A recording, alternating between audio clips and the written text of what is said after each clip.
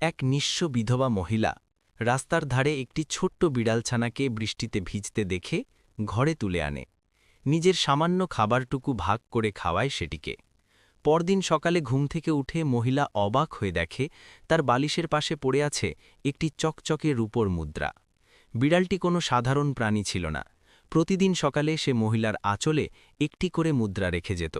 সেই টাকা দিয়ে মহিলা নিজের বিলাসিতা নয়, বরং পাড়ার অভুক্ত অনাথ বাচ্চাদের পেট ভরে দুধ আর খাবার কিনে খাওয়াত। বিড়ালের এই জাদুর কথা চারদিকে ছড়িয়ে পড়লে এক লোভী চোর রাতে মহিলার ঘরে ঢোকে।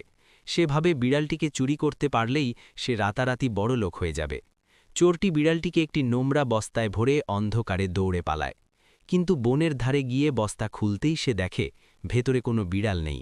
সেখানে পড়ে আছে সাধারণ একখণ্ড ভারী পাথর। সকালে বৃদ্ধা মহিলা সারা পাড়া খুঁজেও আর তার প্রিয় বিড়ালটিকে পায় না।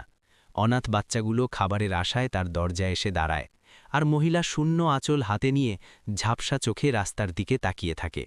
যদি এই ছোট গল্পটি আপনার মন ছুঁয়ে থাকে তবে একটি লাইক দিও, আর এমন আরও গল্পের জন্য আমাদের সাথে থেকো।